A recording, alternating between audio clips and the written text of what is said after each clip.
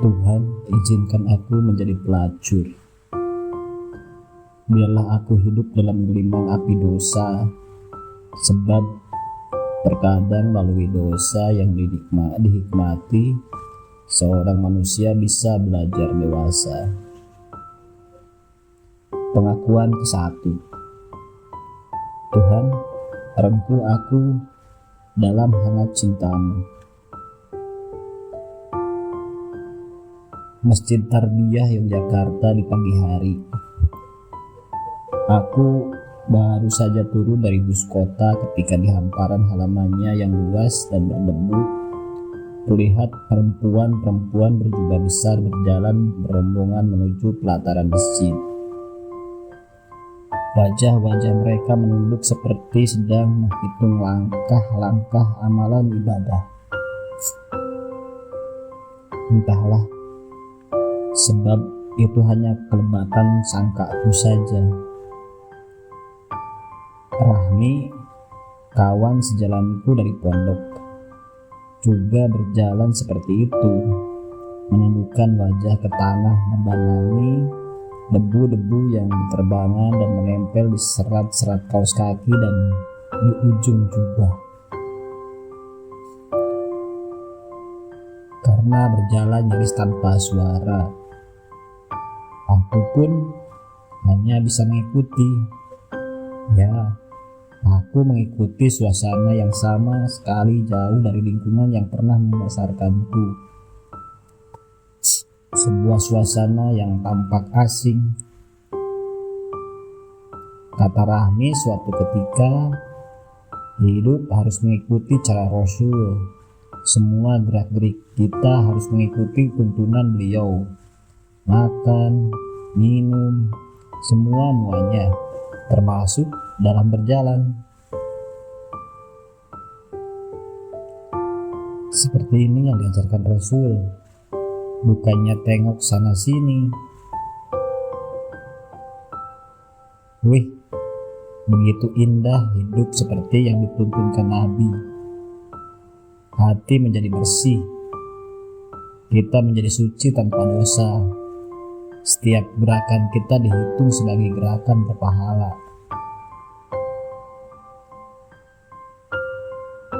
Saya punya pengajian yang mengajarkan hal-hal yang demikian. Kamu mau ikut, Kiran? Tanpa pikir panjang, aku langsung menyanggupi untuk ikut di pengajian itu. Karena hidupku ingin berubah. Aku ingin membersihkan jiwaku dari segala kekotoran dunia ini sebagaimana sebelumnya. Aku ingin mendekatkan diri sedekat-dekatnya kepada Tuhan. Tidak, aku tidak mau membiarkan hidupku berjalan tanpa arti. Aku ingin berubah. Aku tak ingin hatiku terpenjara oleh banyaknya urusan yang tak ada maknanya. Dan ajakan Rahmi seperti oasis dalam kehendak yang terus merenangi jiwaku. Aku mau. Kapan biasanya pengajian itu, Mi? Rahmi kemudian menerangkan secara panjang lebar pengajiannya yang kudengarkan sepenuh takjim. Bertuturlah ia bahwa tarbiyah dalam masjid yang menjadi salah satu pusat pengajian soal-soal keislaman untuk membina jiwa setiap muslim dan muslimah agar dekat kepada Allah. Dan umumnya mereka itu mahasiswa.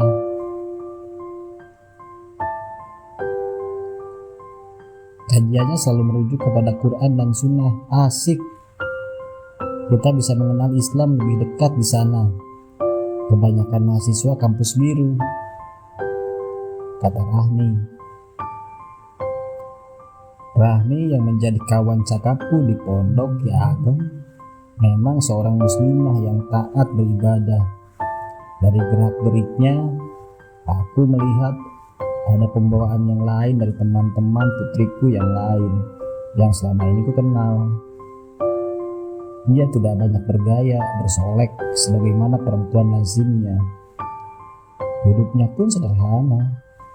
Apa yang diucapkannya itu juga yang dilakukannya. Kelemahan dia satu, tidak bisa diajak berdiskusi di luar masalah ibadah. Tentang Tuhan dan politik misalnya, agak payah. Pikirannya tak nyambung. Tapi kalau ditanya soal ibadah, sepertinya Rahmi tahu semua. Bahkan beberapa hadis dan ayat selalu keluar dari mulutnya apabila ia bicara. Inilah Islam. Tuturan kita adalah sesuatu yang bermanfaat. Dengan demikian insya Allah hati kita tetap suci, jauh dari kekotoran.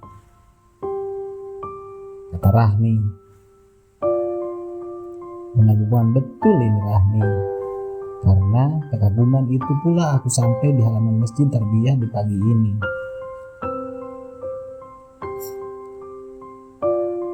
Aku lihat di serambi masjid sudah penuh, tapi belum terlampau sesak. Kebanyakan jemaah putri masih muda-muda sepertiku, dan dari wajah-wajah mereka nampak rona keteduhan yang sulit kudapatkan di tempat-tempat yang lain. Aku betul-betul terkesima dibuatnya, atau karena memang aku orang baru menginjakkan kaki di dunia ini. Di dunia serba teduh ini, sebuah dunia yang jiwa raga dipayungi oleh petunjuk-petunjuk agama.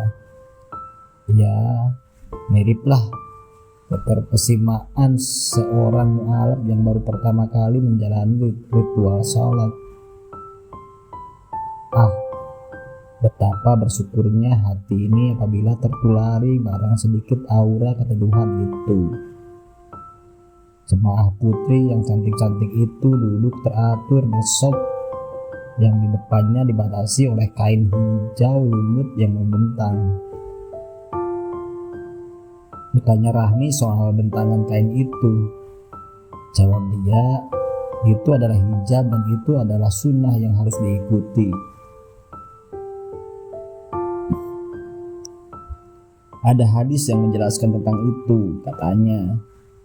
Atas jawaban itu aku hanya mengangguk-angguk sambil kepalaku tertunduk menafakuri karpet sembari tanganku membuka-bukai kitab suci Al-Quran terjemahan. Di kiri kananku juga demikian. Mereka semua membawa kitab suci. Tadinya aku tidak bawa, tapi kulihat tangan Rahmi memegangnya sedari pondok. Aku pun turut. Pengajian belum dimulai. Aku merasa seperti berada di ruang kedap dosa yang disekat oleh hijab di samping kanan dan depan. Tidak ada pemandangan yang bisa dilihat selain tembok putih masjid dan kain-kain jubah yang dikenakan oleh jemaah pengajian. Dan tentu saja bentangan kain hijab yang tingginya semeter itu. Anehnya, sinar matahari pagi yang garang yang berdesakan masuk dan menusuk dari tiap celah tembok depan, tak sedikit pun kurasai panas. Betapa tidak, sebelum-belumnya kurasai kalau sudah digarangi oleh matahari yang demikian panas, aku langsung lompat dan mencari rindangan. Tapi kini tidak, sedikit pun aku tidak berjingkat dari tempat di mana aku digarangi begitu hebat oleh matahari.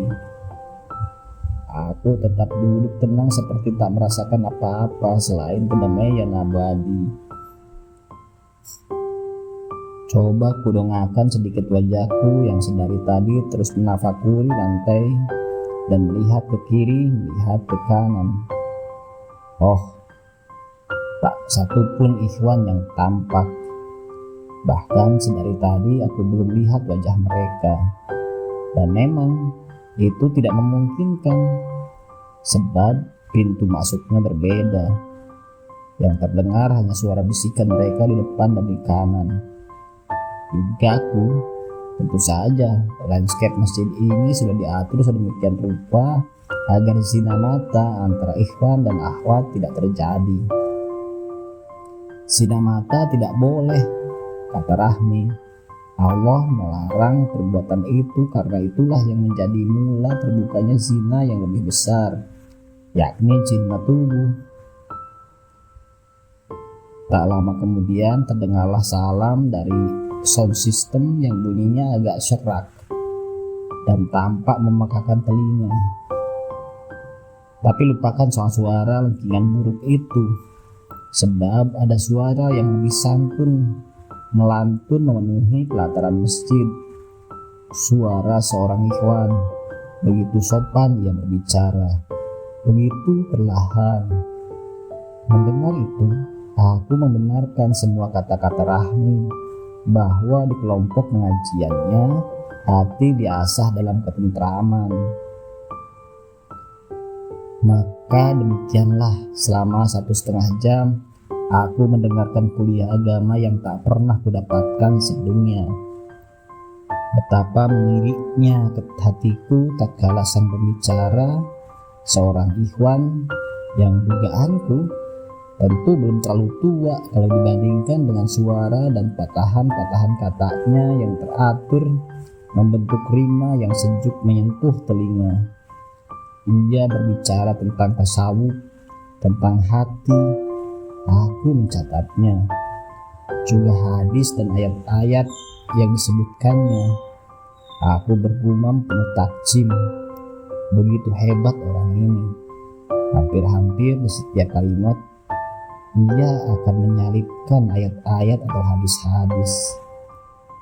Lalu matan ayat atau hadis itu diurai sedemikian rupa hingga membentuk sebuah pengertian baru. Begitu rapi, begitu sempurna di pikiranku. Sebuah pengalaman yang menurutku betul-betul baru. Hingga ketika pengalaman pertama ini bisa kurembuk sedalam-dalamnya, aku pun menjadi kerap mengajak Rahmi untuk berdiskusi lebih jauh, dan semakin jauh. Hingga terkadang diskusi itu jatuh pada jauh malam di pondok Ki Ageng. Sebetulnya dalam pondok itu aku bersama 6 orang lainnya dengan ranjang yang berjejer, mirip bangsal di rumah sakit. Dan Rahmi adalah orang yang seranjangnya berdekatan dengan ranjangku, yang kemudian ku tahu bahwa aku memiliki kecocokan dengannya. Dia mau diajak bertukar pandang tentang agama, tentang suara hati yang galau, tentang apa saja yang menyangkut soal-soal hati yang sedang beracau. Dia mau mendengar, dan aku selalu saja bercerita tentang semua masalahku dengannya. Ketekunannya beribadah pun tertular kepadaku. Aku pun mulai bisa sholat tepat waktu dan berjamaah di masjid yang tepat berada di depan asrama putri. Hampir dipastikan aku sudah berada di masjid ketika azan belum selesai dikumandangkan. Aku sadar bahwa aku belum menyamai rekor Rahmi. Beribadah itu pelan-pelan Kiran. Katanya suatu hari menasihatiku, jangan terburu-buru ingin melakukan segalanya, yang penting kontinu. Dan aku pun seperti orang yang dicucuk hidungnya dengan nasihatnya yang demikian mantap dan mendewasakan pikiranku. Hingga suatu hari, sepulang dari kampus Barek, kudapatkan kamar putri sepi. Hanya ada satu orang di ranjang ujung, tiduran sambil baca buku, sepertinya komik. Kutanyai dia, pada di mana yang lain? Dia hanya angkat bahu tanda tak mengerti. Kulepaskan jilbabku dan kukaitkan di gantungan besi tua. Sementara tangan kiriku menarik tangkai pintu lemari kayu vernis coklat. Betapa kagetnya aku ketika melihat seisi almari kosong. Hei, kemana Rahmi? Pakaiannya kok tidak ada? Yang ku teriaki hanya berucap pendek dan lepas. Nggak tahu, pindah kali. Aku dihampiri rasa gelisah. Ku geladahi lemari itu untuk meyakinkan bahwa pakaian Rahmi masih ada. Nihil. Yang ada hanyalah tumpukan pakaianku. Aku tertunduk. Nih, kenapa kau tidak bilang-bilang kalau kau keluar dari pondok ini? Kataku. Karena belum yakin, kubuka sekali lagi lemari. Tapi tetap saja nihil. Pakaian, tas, buku, semuanya sudah tak ada. Aku pun membanting badanku di atas kasur tipis itu. Sekelebat mataku menangkap selembar amplop. Kurai, ada namaku di atasnya. Surat Rahmi buatku.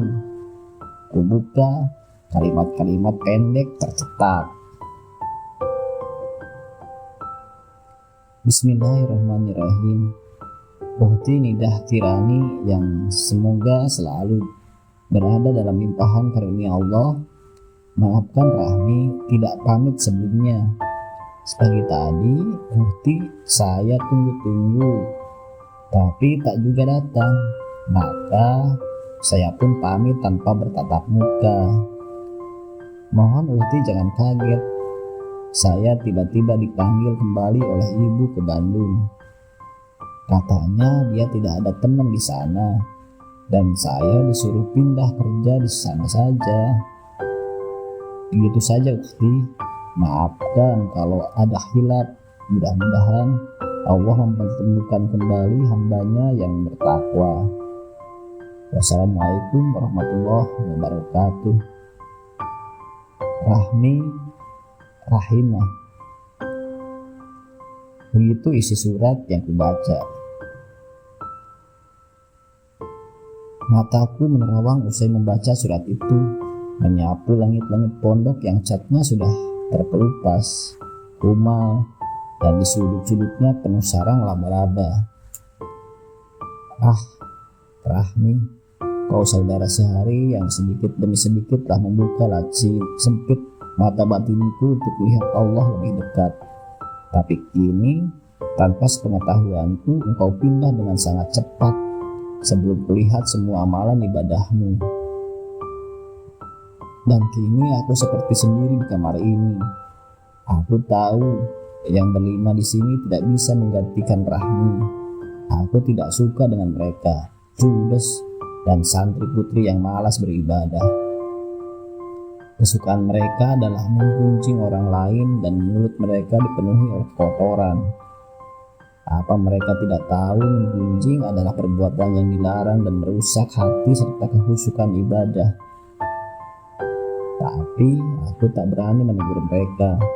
Aku tahu diri untuk itu sebab aku anak termuda dan mungkin terjunior di kamar ini.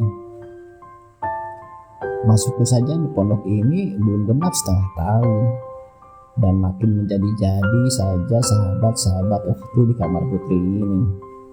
Kalau sudah berkumpul, hampir dipastikan mereka dengan bersemangat membincangkan cowok ini, cowok itu, yang kalau sudah demikian, aku lebih memilih keluar mencari pohon yang rindang di belakang pondok sambil membuka-buka Al-Quran berukuran saku. Dan Rahmi sahabatku itu meninggalkanku sendiri di sini, di pondok ini, dan di kamar perempuan-perempuan judes ini.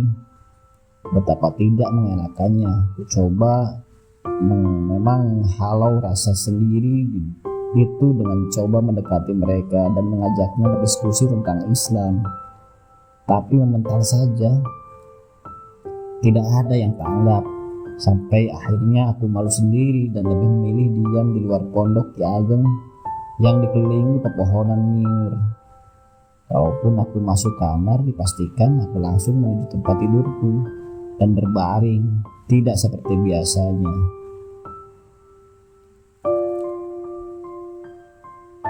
Pagi ketika selesai mengikuti kuliah pertama, aku mengumpulkan beberapa kawan sekelasku. Aku harus membuat kelompok majian untuk mengaji soal-soal keislaman. Aku harus membuat forum itu sebab aku tidak mau mati lagi semangat beragamaku tumbuh. Kajian di Pondok Ki Ageng yang didominasi oleh ritual dan doa-doa sudah membuatku sampai pada titik kebosanan yang kronis. Belum lagi kehidupan pondok yang serba ritual tanpa isi spiritual yang membuat hati hanyut dalam gerak tarian hati yang sejuk. Belum pernah satupun kajian seperti di tarbiyah kutemukan di pondok itu. Dan kebosanan di pondok itu tak boleh membunuhku. Aku pun menuju sekretariat Dewan Mahasiswa. Beberapa orang kutemui di sana, 3 lelaki dan 1 orang muslimah. Putaran maksudku ingin membuat sebuah forum kajian yang membahas masalah-masalah keislaman. Aku tidak sedang merengek minta bantuan yang sifatnya materi. Aku hanya minta sumbang saran dan dukungannya. Itu sudah cukup bagiku. Mereka pun sepakat. Maklum, di kampus Barek yang berada di bawah naungan kampus umum ini belum mempunyai forum studi keislaman. Kini aku mempunyai aktivitas baru dalam kampus. Metode-metode seperti di tarbiyah kusalin mentah-mentah di forum diskusi yang baru saja kubentuk. Aku pun seperti Sri Kandi dalam forum itu, menguasai segala-galanya, mulai dari membuka diskusi, melontarkan soal, menjawab keluhan, dan segala macam. Setiap pekan Saban Kamis selalu begitu. Di antara sekian peserta pengajian ada seorang lelaki yang agak kurus dan sorot mata tajam mendekatiku. Namanya Dahiri. Aku tahu dia karena teman sekelasku, dan dia adalah salah satu anggota teraktif di forum diskusi yang kukelola. Pikirku, pintar juga ini cowok, apalagi ketika Dahiri sudah mulai angkat bicara dalam forum. Setiap lari katanya selalu diikuti deretan referensi, dan sekarang dia mendekatiku. Bukan dalam suasana kajian, tapi ketika aku sendiri di deretan rak buku perpustakaan. Aku mundur dan duduk di bangku kayu yang berderit menahan berat tubuhku. Ia duduk tepat di hadapanku. Kutundukkan sedikit wajahku dan dari apik mataku, aku lihat sorot matanya yang tajam menatapku.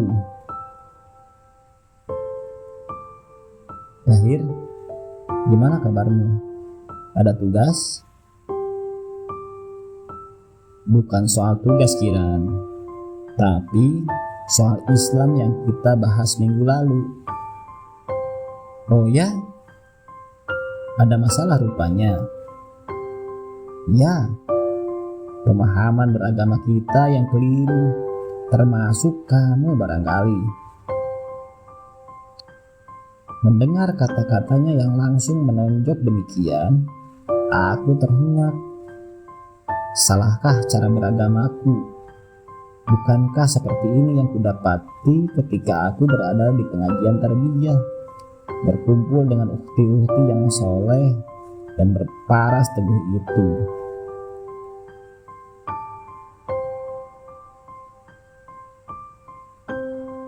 Saya tanya kamu sekarang, punyakah kamu pemimpin yang bertanggung jawab atas dirimu baik di dunia dan di akhirat? Tahukah kamu bahwa seorang pemimpin mestinya harus mengayomi warganya di dunia dan di akhirat?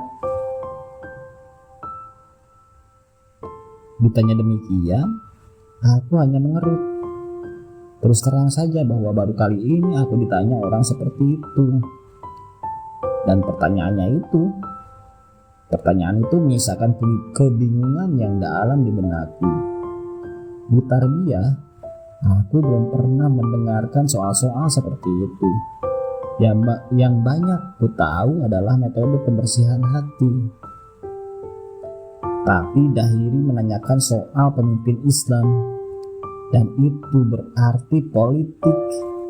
Sebagai orang awam yang giroh keagamaannya lagi tumbuh-tumbuhnya, pertanyaan seperti itu terang membingungkanku.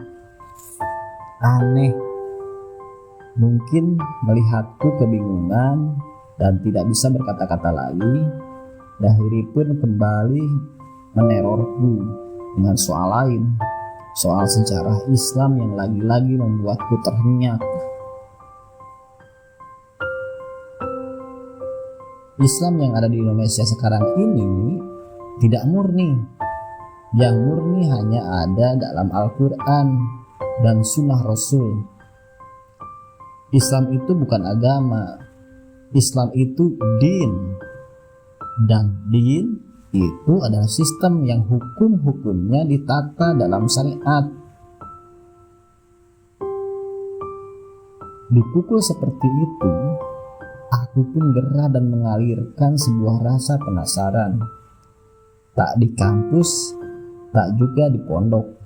Aku diliputi oleh kisah, bergumpal-gumpal tanya menghembalang dan acak-acakan di sekujur kepalaku, memilin-milin ilmu agama yang kuampuh dan kutimba dari mesin tarbiyah. Dan seminggu setelahnya, aku pun kembali bercakap intens dengan Dahiri. Dan hari-hari setelah itu aku selalu ingin bertemu dengannya. Ternyata Dahiri adalah teman diskusi yang pintar cakapnya. Darinya aku kemudian tahu tentang konsep Islam, yakni ad-din, yang melingkupi seluruh semesta. Dari dia pula aku tahu bagaimana Rasulullah menjalankan politik ekspansi untuk menegakkan ad-din di muka bumi. Kiran, aturan itu bisa berlaku ketika kekuasaan itu dipegang oleh umat Islam. Rasulullah ekspansi untuk membentuk pemerintahan Islam. Jadi, pemerintahan itu adalah wadah dari ad-din itu sendiri. Kalau tidak ada pemerintahan, maka bagaimana kita dikatakan Islam? Kita cuma sholat dan ngapa-ngapain, tapi kita belum Islam.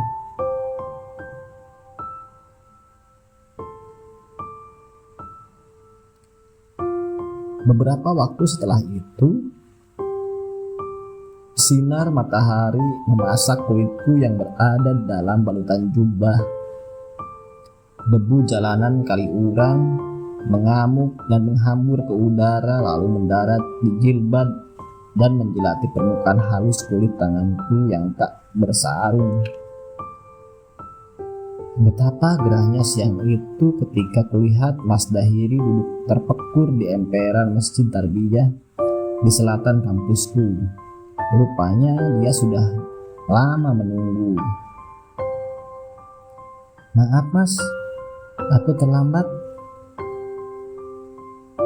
Tidak apa-apa Kiran, katanya kalem, dan kulihat wajahnya basah dan air menitik-nitik dari dagunya. Rupanya ia selesai sholat. Aku tak berani menginjakan kaki di pelataran masjid suci itu karena aku lagi datang bulan. Kata seorang pembicara soal fikih yang kudengar dari masjid ini bahwa perempuan haid adalah najis. Maka najis pula semua yang diinjaknya. Aku tak tahu mengapa begitu, karena memang aku tak mengerti. Karena tak mengerti, maka aku ikuti saja. Siapa tahu betul. Bukankah kita beragama harus tunduk dan pasrah termasuk pada aturan-aturan agama? Dan aku memang mematuhi untuk tidak secuil pun menginjak lantai masjid. Dan duduklah aku di pinggir selasar yang jaraknya 3 tongkat dari Dahiri. Mas, ada sesuatu tampaknya sehingga harus janjian segala. Hanya lanjutan dan penegasan dari diskusi-diskusi kita sejak awal tentang syariat Islam. Aku menunduk ketika tanpa basa-basi Dahiri langsung mengkhotbahiku, dan aku mendengarkan semua rangkaian kalimatnya dengan penuh takjim. keislaman kita di Indonesia belum dianggap sepenuhnya kalau belum diatur secara total oleh syariat Islam. Syariat akan memberikan kebaikan bagi sesama manusia yang hidup di bawah naungannya. Sedikit pun tidak ada alasan untuk menentang syariat. Seorang yang mengatakan dirinya sebagai muslim harus menjadi muslim secara keseluruhan, secara kafah. Ini sudah difirmankan Allah. Wahai orang-orang yang beriman, masuklah kalian semua tanpa kecuali ke dalam Islam secara kafah, dan jangan kalian coba-coba ikuti langkah syaitan, karena sesungguhnya syaitan adalah musuh yang sangat dan sangat nyata bagimu. Oh iya mas, jadi Kiran, keimanan kepada Allah bukan sekedar bermakna percaya akan adanya Allah, tapi harus disertai ketundukan pada segenap dan seluruh aturannya.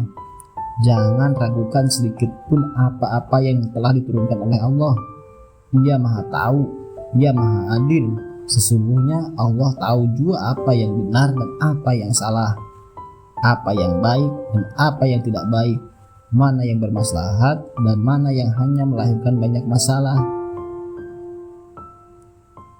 Benar mas, kamu mesti yakin seyakin-yakinnya bahwa hukum Allah itu bersifat abadi dan senantiasa cocok untuk diterapkan di zaman dimanapun. Hukum Islam itu bersifat universal. Allah lah yang menciptakan seluruh manusia.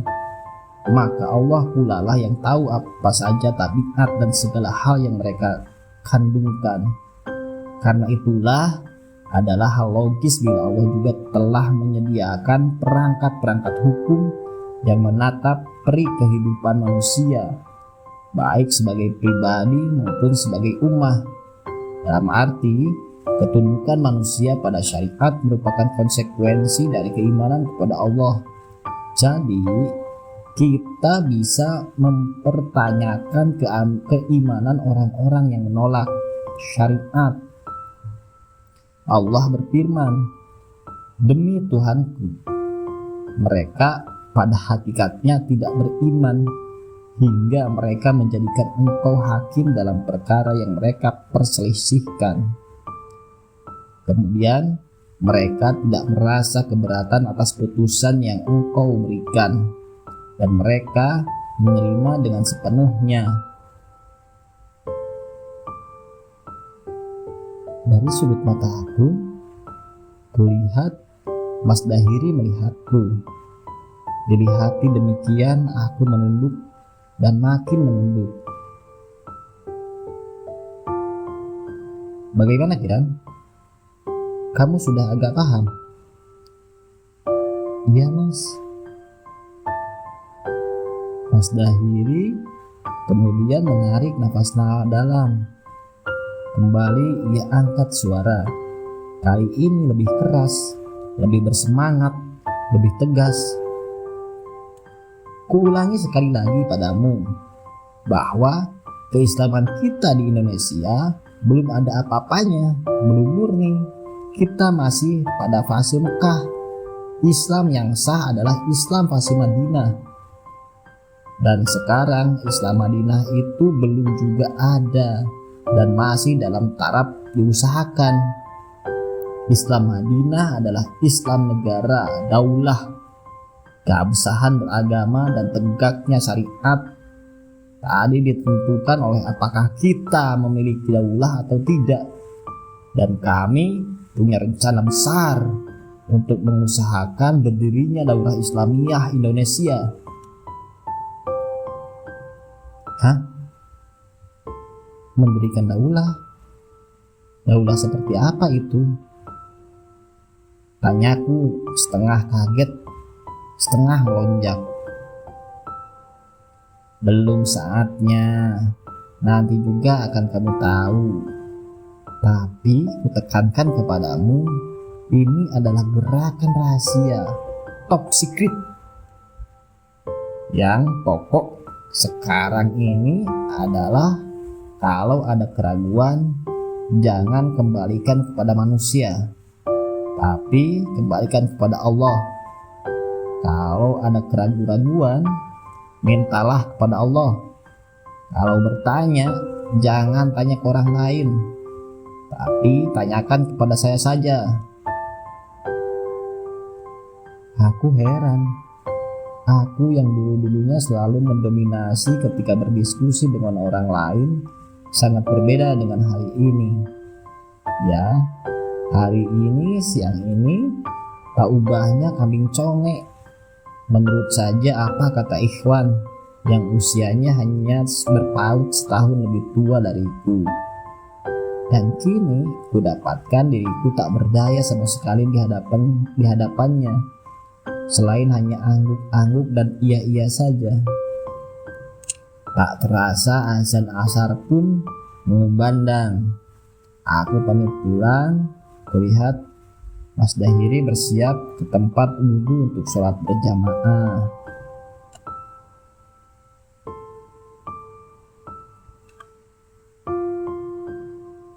Di Pondok Ki Ageng, isu tentang jemaah yang ingin mendirikan negara yang berdasar pada Islam di Indonesia merebak dan hangat. Bahkan di kamarku, sebuah majalah berita nasional yang bersampul hijau dengan wajah seorang muslimah yang tertutup kain hitam menjadi bacaan yang diperebutkan. Aku juga sekali-kali melirik majalah tersebut dan membaca satu dua artikel di dalamnya. Bermula dari kamar besar putri, itulah ku dengar suara-suara miris. Bahaya kalau masuk, subversif, melawan pemerintahan yang sah. Perjuangan mereka tidak akan pernah berhasil setelah puluhan tahun berjuang. Suara-suara itu terus mendendang dalam gendang dengarku.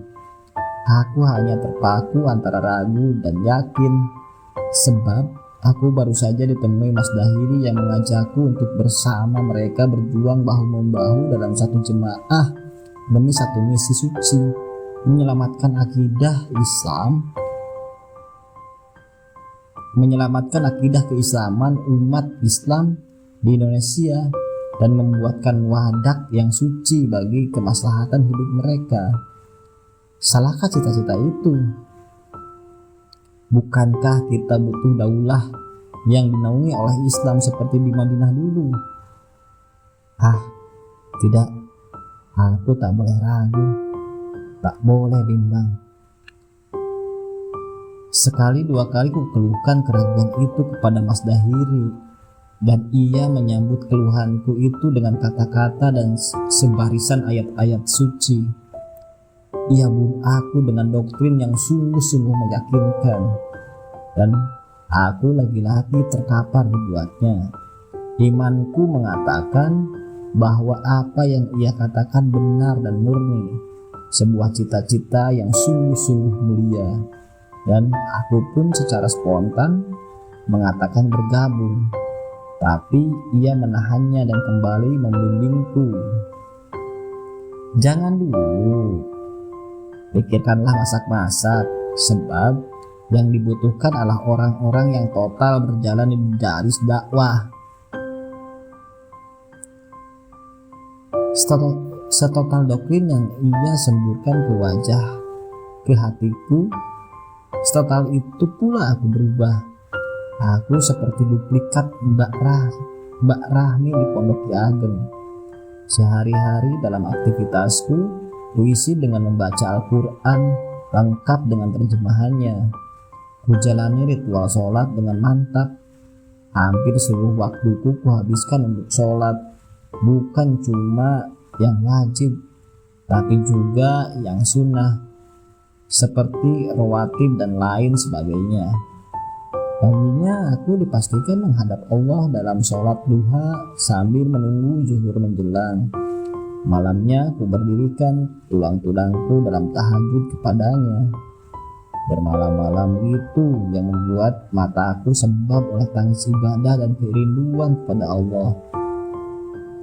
Ya Allah, singkapkan wajahmu kepada hambamu dalam tirai senyap malam yang bergemintang dan penuh cahaya. tak pernah putus. Kugiring aktivitasku pada satu stasiun yang sama sekali tak pernah kualami sebelumnya. Total beribadah. Kerjaku cuma di kamar, sholat, baca Quran, dan berdoa. Dalam hati kugumamkan bertangkai-tangkai doa harapan. Aku selalu merasa garing, kering, tak berdaya. Aku ingin menangkap harapan itu, memeluknya, menciumnya, membasuhkannya di hatiku. Dan harapan itu hanya ada di hadirat Allah. Ya Allah, kalau memang ini kebenaran, berilah ketetapan hatiku. Aku yakin, seyakin-yakinnya ya Allah, bahwa hukum-hukum Islam itu harus ditegakkan demi tegaknya ayat-ayat-Mu. Dan inilah awal bentuk penyerahan diri dalam Islam itu. Aku harus bersihkan diriku sebersih-bersihnya karena aku sedang dalam tahapan memasuki sebuah gerakan suci yang punya misi mulia, menegakkan daulah Islamiyah di bumi Indonesia. Hebat sekali cita-cita itu. Tak pernah kuduga bahwa aku adalah salah satu nantinya yang bekerja menyelamatkan akidah umat Islam Indonesia. Dan semua itu harus dimulai dari dunia yang paling kecil, diriku sendiri. Ya, mulailah dari diri sendiri, lalu keluargamu, lalu bukankah begitu perintah agama? Aku pun dengan segala ketotalan hati memasrahkan diri sepenuh-penuhnya kepada Allah, kepada ayat-ayatnya, hukum-hukumnya di bawah pimpinan seorang khalifah. Aku tengah memantapkan semantap-mantapnya niat pengabdianku kepada Tuhan, pengabdian yang sungguh-sungguh. Aku benar-benar bertobat, pertobatan yang sungguh-sungguh. Aku menghamba sepenuh-penuh hamba, penghambaan yang sungguh-sungguh. Inilah yang menurutku Islam, yakni totalitas keabidan. Tapi atas segala kehambaan itu aku pun digunjingi hanya karena jilbabku besar. Bahkan ada yang bilang, "Tuh lihat, tekstil berjalan." Tapi aku menunduk saja. Sebagaimana Rasul pernah mengajarkan, salahkah aku berpakaian demikian? Bukankah aku hanya menuruti perintah Allah dalam Al-Quran? Surah An-Nur ayat 315 yang memerintahkan agar menutup aurat serapat-rapatnya. Salahkah aku berpakaian yang demikian dan mengurangi aktivitas keduniawian? Kudengarkan pula bisik-bisik yang tak mengenakan, bukan hanya perempuan-perempuan santri mahasiswi di kamarku, tapi juga santri-santri di seisi pondok ini, hanya karena aku sudah enggan keluar rumah. Salahkah aku mengamalkan ajaran yang kuterima dari kelompok ikhwan di Masjid Tarbiyah yang sangat menekankan agar perempuan harus berada di dalam rumah? Wajibkah aku mengikuti tradisi pondok yang harus sholat berjamaah? Ya, karena aku meyakini doktrin bahwa perempuan harus dalam kamar, maka aku pun tidak ikut berjamaah. Isu lain yang tidak kalah menyakitkannya ialah aku dikatai menantang kiai, menjelek-jelekan kiai. Kejamnya isu itu. Mereka katai aku menjelekan dan membangkangi kiai hanya karena aku enggan sholat berjamaah dan mengikuti pengajian rutin yang diselenggarakan pondok. Gunjingan itu terangkuk katakan menggerahkanku. Sudah panas betul rasanya hatiku. Aku begitu sadar mendapat intrik dan cibiran yang demikian itu. Tapi ketika kemarahan itu datang, sebuah suara membisiki dari pedalamanku bahwa segala cibiran, segala intrik adalah cobaan dan ujian darinya. Sebelum aku menapaki jalan dakwah yang luar biasa mulai mulianya nanti. Mas Dahiri, gumamku dalam hati. Aku siap mengemban amanah mulia yang telah kamu sampaikan itu. Kusambut jalan itu. Aku siap bergabung dengan jundullah yang merelakan seluruh hidup mereka untuk tegakkan ayat-ayat Tuhan di atas bumi. Dengan mengenakan jubah besar warna coklat tanpa renda pewarna, kaos kaki tipis dan panjang, aku mengikuti prosesi pembaiatan. Aku dijemput Mas Dahiri di Fakultas Hukum, kampus biru, dan bertemu dengan beberapa ikhwan. Kiran, kamu sudah siap? Saya siap, Mas. Lillahi ta'ala. Oke, kalau begitu kami akan menutup matamu. Ini untuk menjaga rahasia tempat di mana kamu akan dibaiat. Bagaimana? Kalau memang begitu aturannya, nggak apa-apa.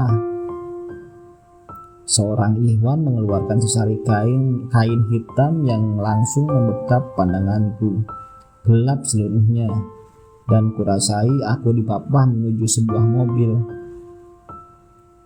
Setelah itu aku tak tahu apa-apa.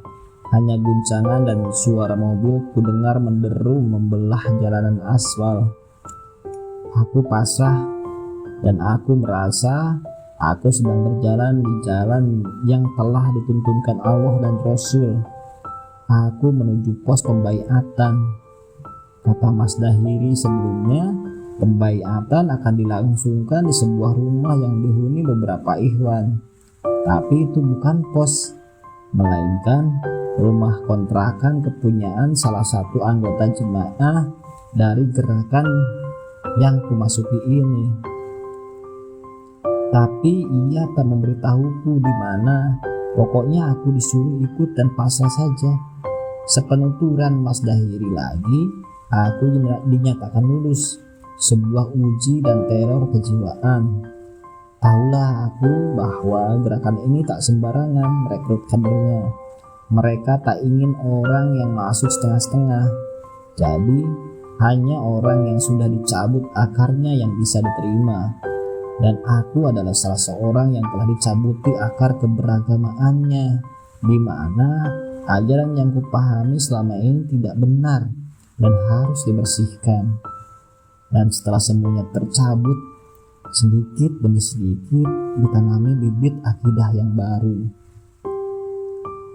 Dengan tercerabutnya akar beragama yang memang kuakui sangat lemah itu, maka betapa mudahnya aku menerima dengan total semua doktrin gerakan di mana aku harus mengakui bahwa selama ini aku bukan orang Islam.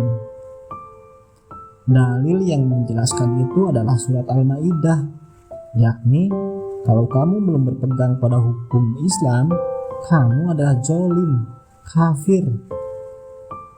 Dan aku amat sadar bahwa posisiku sekarang ini yang tak lain adalah kafir. Aku menyambut seutuh-utuhnya ajaran dan keyakinan baruku itu, karena ajakan itu bersamaan dengan lapangnya hatiku untuk masuk Islam secara kafah. Aku ingin memeluk agamaku kembali dengan rasa baru dan bersiap masuk Islam kembali. Dan Islam yang kumasuki itu ialah Islam yang berkonsep hamba, totalitas, menyerahkan dirinya, harta bendanya kepada Islam. Seseorang harus tahu benar apa yang dia masuki. Dia harus tahu bahwa yang akan dia masuki adalah sebuah lembaga jihad, sebuah jaringan di mana setiap diri memiliki tanggung jawab besar. Makanya sebelum pembaiatan, aku menjalani masa-masa pembetulan niat dan pencabutan virus pikiran yang tidak-tidak.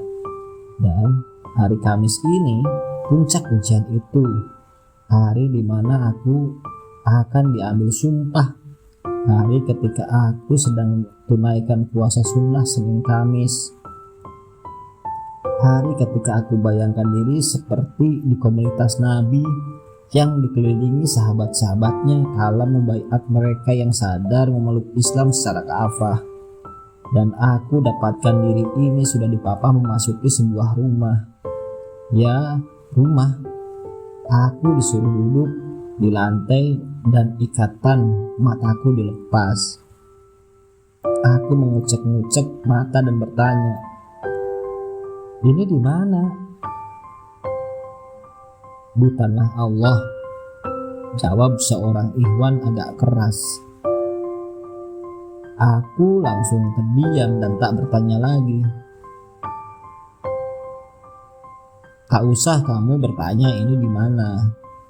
Kamu persiapkan saja dirimu baik-baik, sebaik-baiknya," kata ikhwan yang lain. "Parkiran? Silahkan ngobrol dulu dengan Mas Sugi." Mas Dahiri memberitahuku, tepatnya mengoperku. Aku berhadapan dengan Mas Sugi. Yang lain-lain duduk merapat di dinding. Hanya dalam tempo perbincangan singkat itu, aku sudah rasakan ketertarikan yang sangat dengan Mas Sugi. Wih, bukan main retorika orang ini. Ucapan-ucapannya tertata serupa teks tertulis, juga sangat tajam. Mungkin yang diajarkan gerakan ini adalah salah satunya mahir berkata-kata, sebab kata-kata itu memicu orang lain untuk tertarik dengan ajaran jemaah ini. "Maksud kamu kesini untuk apa?" tanya Mas Sugi dengan gelombang suara teratur dan mantap.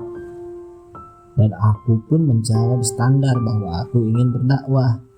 Aku ingin berjuang menyelamatkan akidah umat Islam dan ikut serta memperjuangkan lahirnya Daulah Islamiyah di Indonesia. Dan setelah itu gilirannya berpidato di hadapanku. Aku dibantai sebagaimana yang dilakukan oleh Mas Dahiri pertama kali, sehingga aku tak bisa lagi berkata apa. Ini adalah ujian terakhir, filterisasi puncak sebelum langkah berikutnya.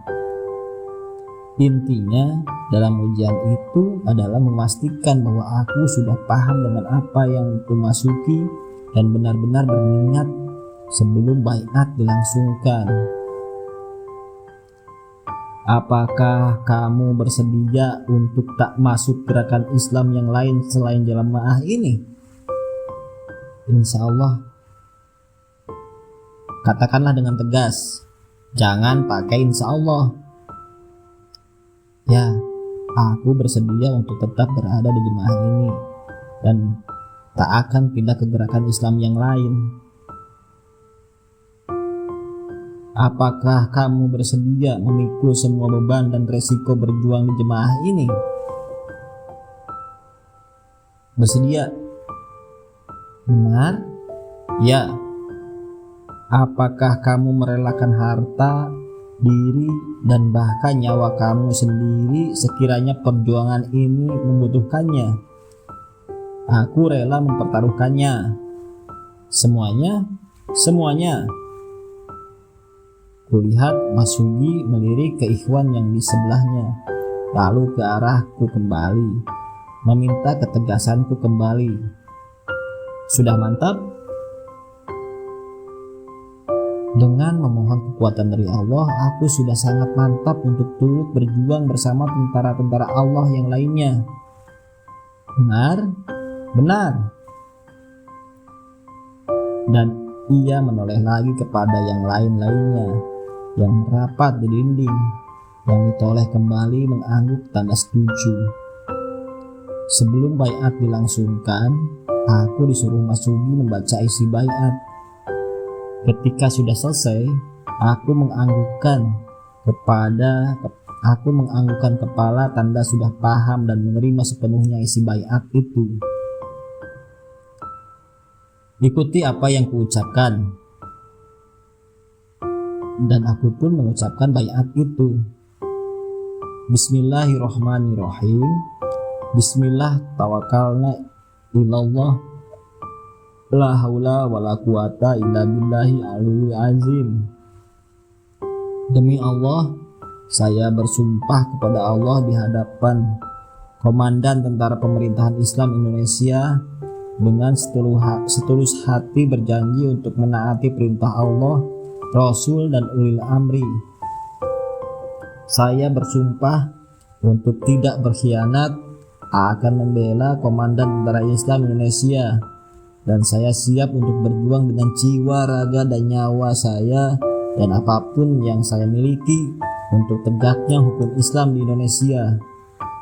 Demikian, semoga Allah membenarkan ucapan baiat saya ini. Allahu Akbar. Kulihat begitu banyak orang yang lega melihatku saya mengucapkan baiat. Aku disalami oleh mereka yang semuanya ikhwan. Inilah sosok saudara kita yang baru, kata Mas Sugi. Bagiku, sosok di hadapanku ini adalah sosok yang mengagumkan. Katanya lagi kepadaku, Mbak Kiran, sekarang Mbak adalah saudara saya, adalah darah, adalah daging saya. Barang siapa yang melukai Mbak Kiran, saya juga turut terluka. Dan seterusnya, Mbak Kiran bisa melindungi saudara Mbak Kiran sendiri, harus bisa melindungi saudara-saudara Mbak Kiran. Kini Mbak Kiran sudah resmi berhijrah sebagaimana Allah berfirman, dan orang-orang yang beriman dan hijrah dan bersungguh-sungguh bersama-sama kamu, mereka itulah termasuk golonganmu. Aku pun hanya mengangguk tanda takzim. Setelah dibaiat dan dibacakan hak dan kewajiban warga negara Islam Indonesia, aku pun dioper ke pos di mana biasanya para ukhti berkumpul. Di sana, aku direkomendasikan untuk menemui seorang ukhti yang bernama Aulia. Ketika pertama kali bertemu dengannya, berloncatan pesan di benakku. Wah, cantik juga ini perempuan. Suaranya lembut, aura dari wajahnya meronakkan kesejukan. Aku kagum, dia sangat perhatian. Kuliah di kampus ungu, tubuhnya kecil, motif roknya bunga-bunga, bagus. Sepenglihatanku ketika pertama kali bertandang ke pos itu adalah bahwa ukhti jemaah ini umumnya berjilbab besar, hitam, atau coklat krem. Namun di sini agak sedikit lain, tampak agak modis. Motif pakaian mereka juga banyak berwarna jreng dan dihiasi bunga-bungaan yang megar-megar. Modis tapi tetap longgar. Tapi pakaiannya mengambil macam-macam bentuk. Ada yang pakai jubah, kulot, bahkan ada yang memakai jeans.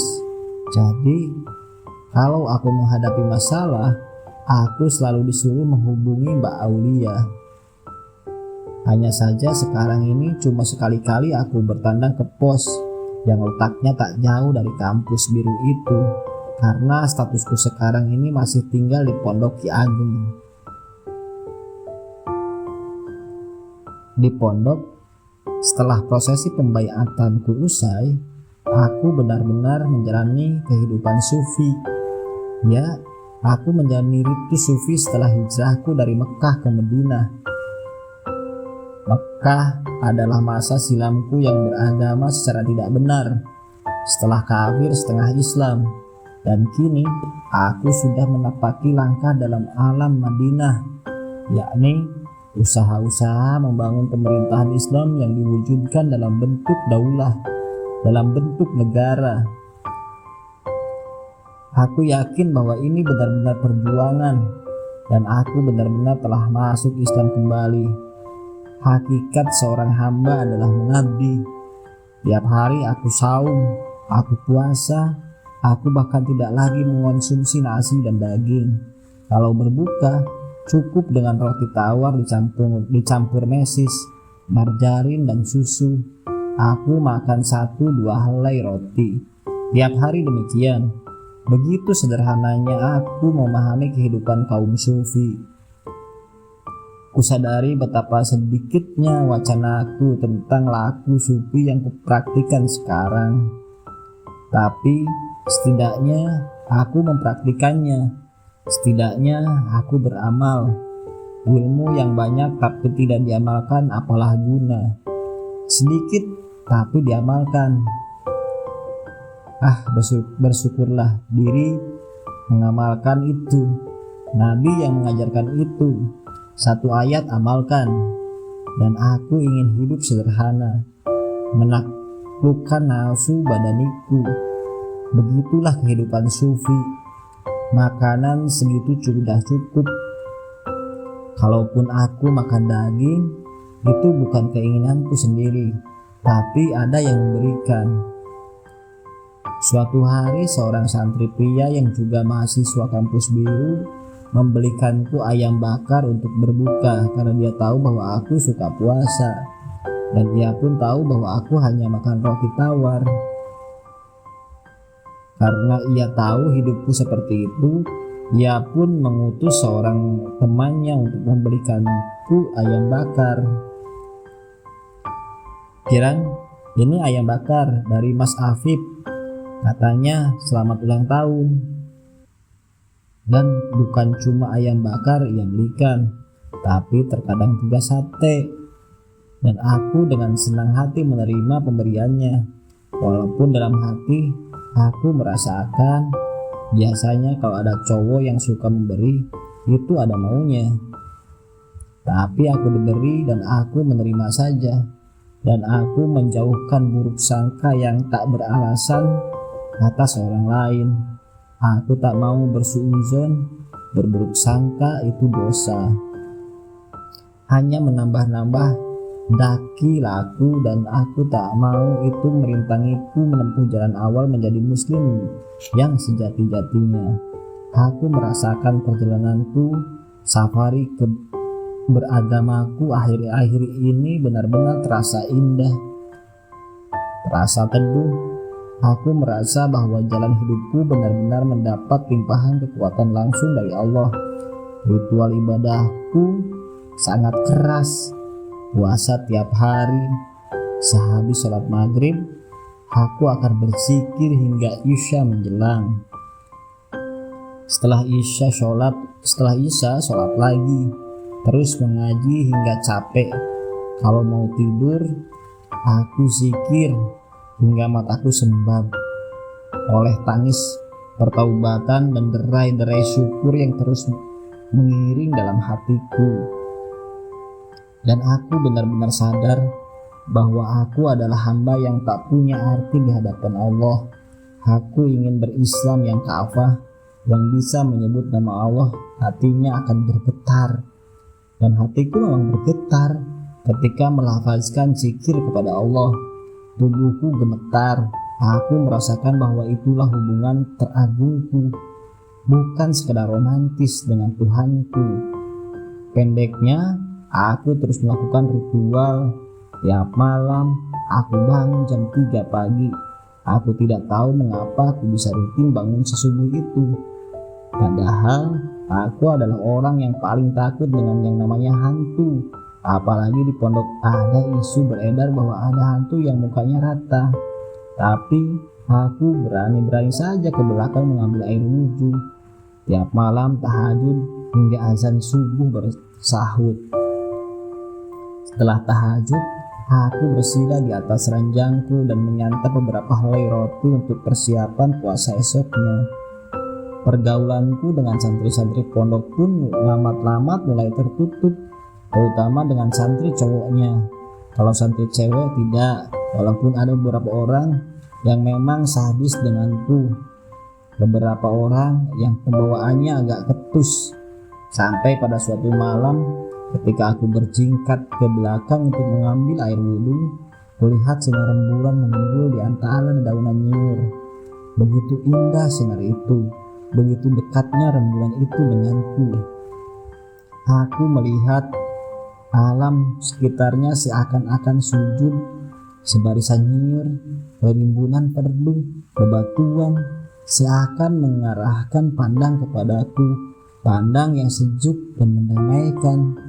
Begitu pula ketika pagi-pagi aku berjalan sembari melihat dengan takjub kalong yang terbang bersaf-saf dengan rapinya berangkat entah kemana. Lalu kuarahkan pandanganku pada bunga-bunga baru mekaran dan sedang mandi embun. Kurasai bunga-bunga itu seperti sedang menyapaku. Hai Kiran, hai Kiran. Sepertinya mereka bisa berkomunikasi denganku. Kalau misalnya pulang malam, pepohonan nyiur yang berbaris itu begitu dekat dengan hatiku, seakan-akan tunduk dan hormat. Tidak main-main, aku mempersiapkan diri untuk memasuki ajang dakwah yang sesungguhnya. Hatiku kuasah sedemikian rupa, dan aku berusaha untuk selesai dengan diriku sendiri sebelum aku mendakwahi dan mengajak orang lain untuk berhijrah dari paham agama lamanya. Dan saatnya sekarang aku berdakwah. Yang pertama ku cari adalah orang-orang di sekitar pondok. Kulihat ada seorang perempuan yang pakaiannya hampir sama denganku, sama-sama besar dan gombrang. Tapi bukan sambutan yang kudapat, tapi usiran. Ternyata ukhti ini adalah seorang salaf. Mbak, kalau diskusi jangan di sini. Silahkan keluar. Aku heran, aku penasaran. Sadis sekali dia denganku, mengusirku begitu saja. Saya hanya berdialog, sebagaimana saudara seiman akan berbagi hikmah dengan saudaranya. Bukan begitu? Iya, tapi jangan berdiskusi denganku. Sekarang ini, jangan. Dia menolak terus sembari memohon. Karena didorong rasa penasaran, aku mengumpulkan informasi kepada beberapa teman putri yang mau berbagi, terutama yang belajar di kampus biru. Dari merekalah aku kemudian tahu soal mengapa dia mengusirku. Rupa-rupanya ia takut sekali dengan ustadznya. Diajak diskusi dia tidak mau terbuka, malah membentak-bentak. Dia tidak tahu bahwa aku gerah juga diusir seperti itu. Gagal dengan ukhti salaf itu, kudekati yang lainnya. Setiap sore aku mengajak orang untuk berdiskusi, tapi aku merasakan ada gap yang cukup lebar antara aku dengan santri-santri pondok. Atau karena jilbab dan jubahku terlalu kebesaran, lantas mereka takut atau risih berada di sampingku. 3 bulan aku berdakwah di pondok, tapi hasilnya tetap nihil. Kuakui gerakanku di pondok tidak leluasa, sebab sejak awal aku memang sudah tak disukai. Maka aku pun memantapkan diri meninggalkan pondok Ki Ageng dan menuju pos jemaah.